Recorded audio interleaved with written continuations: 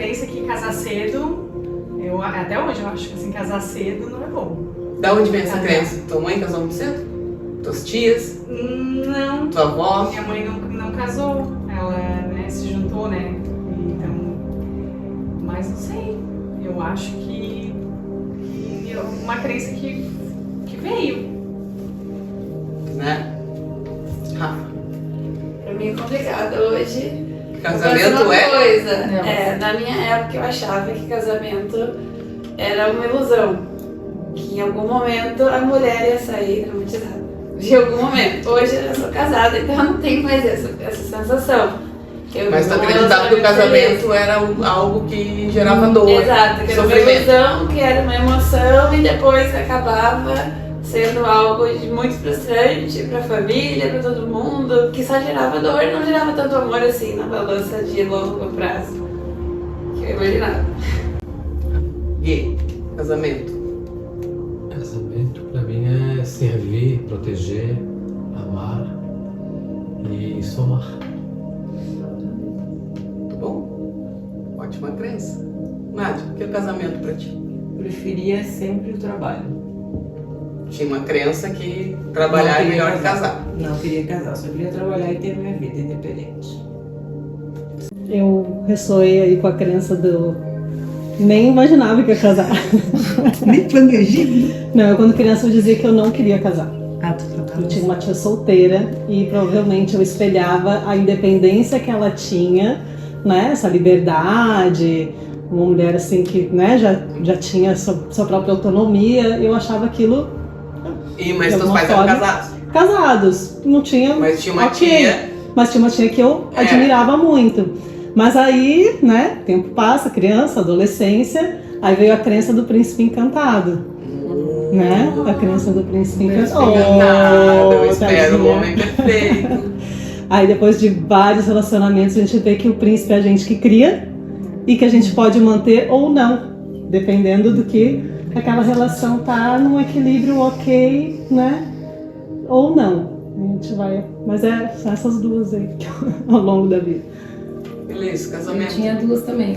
O príncipe encantado, mas eu sabia que eu tinha que casar sendo independente, que tudo podia acabar.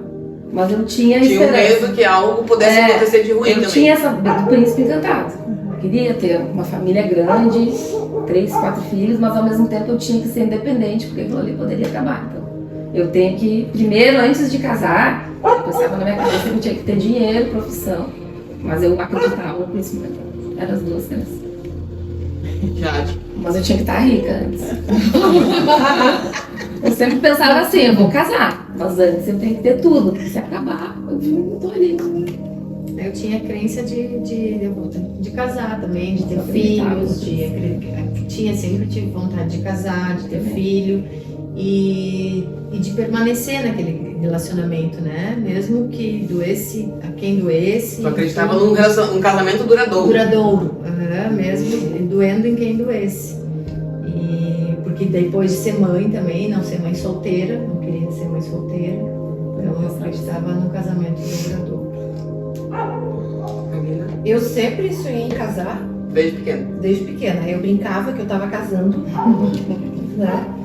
Eu tinha, só que assim, na minha adolescência eu pensava assim, eu nunca vou achar um marido pra mim, uma pessoa que me complete. Nunca. Eu pensava, né? Mas por que tu pensava isso? Não sei. Eu achava assim, porque os relacionamentos que eu tinha nunca davam certo. Daí eu sonhava, mas falei assim, eu não sei se eu vou conseguir alguém. Mas eu tinha uma crença que nem foi como você falou que os pais passam, meu pai passava pra mim. Meu pai falava bem assim. Ele fala até hoje. Você vai casar, mas você tem uma profissão. Nunca dependa de um homem. Entendeu? Meu pai me passou isso. E eu, pra eu casar, antes de casar, eu tinha uma profissão. Primeiro eu me formei na faculdade. Daí depois eu falei assim, agora eu caso contigo. Então você seguiu a crença. Eu segui, mas eu duvidava que eu conseguisse alguém que fosse te completar. Sim, e hoje eu tô casada há 16 anos e estou com essa pessoa há 21 anos. E tem 2 filhos? E tenho 2 filhos. Deu tudo certo. Mas eu não botava fé em mim, não.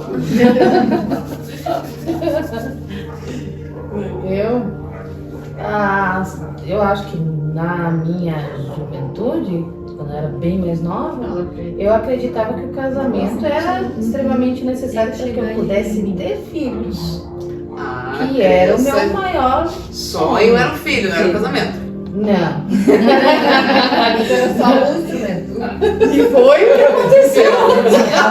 As nossas crenças se realizam, sendo elas limitantes ou fortalecedoras.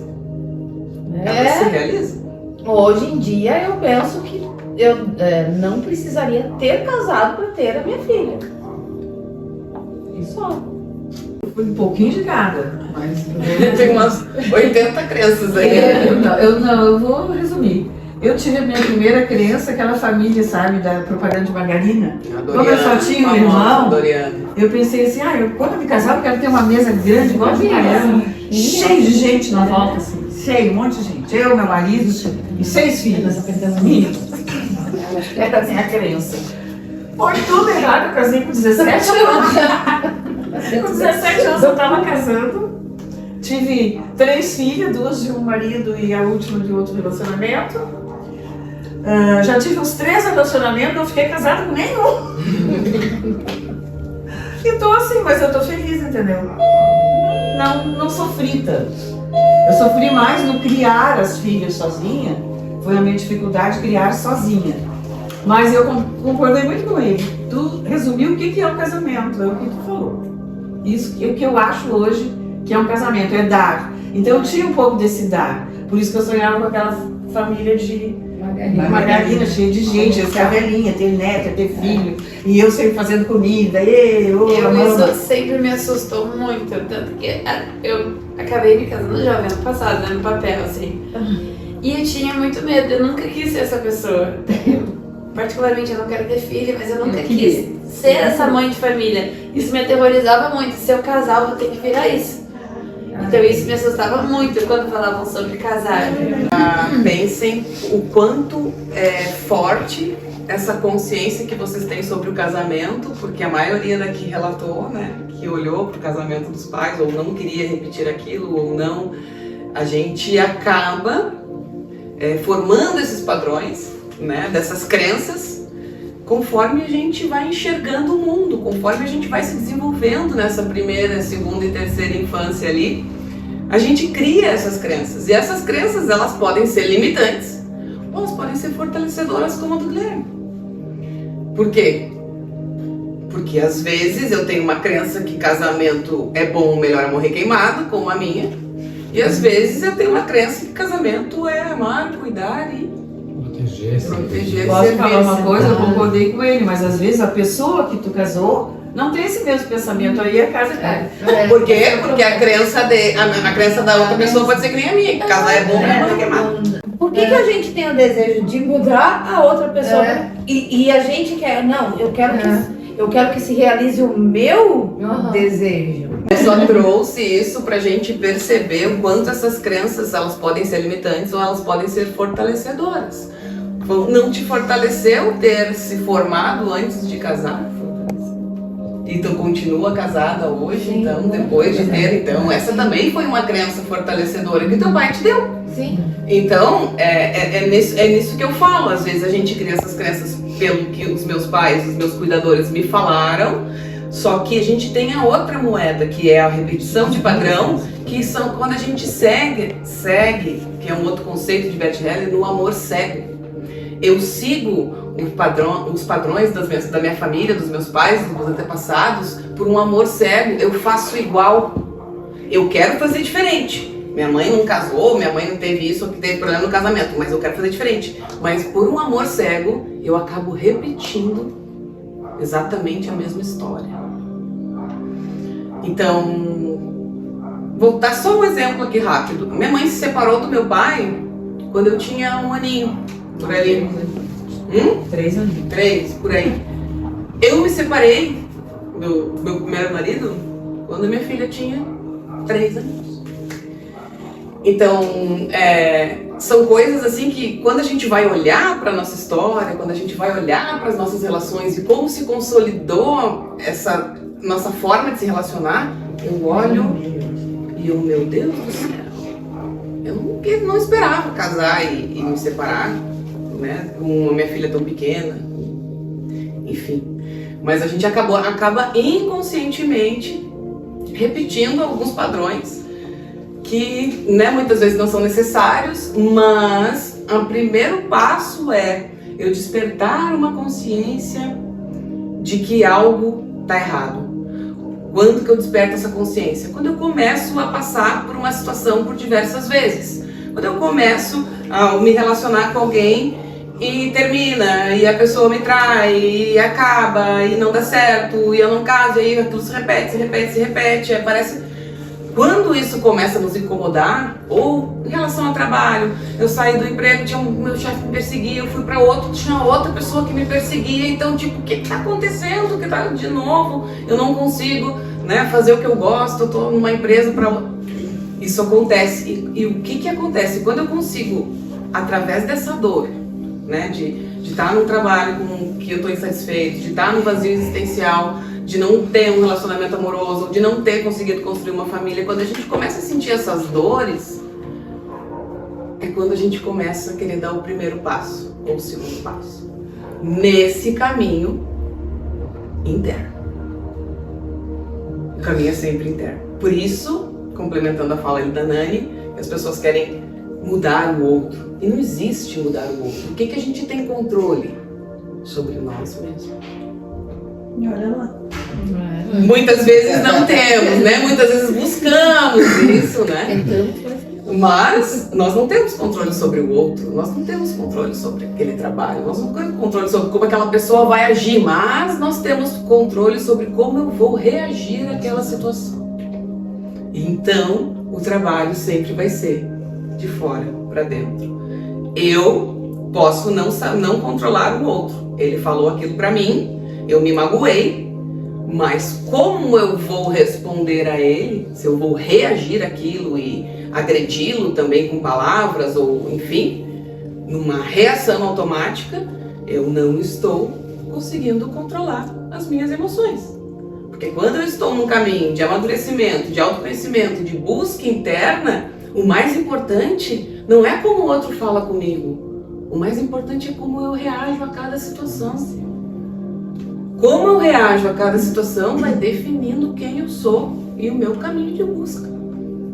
Então, esse é o grande caminho.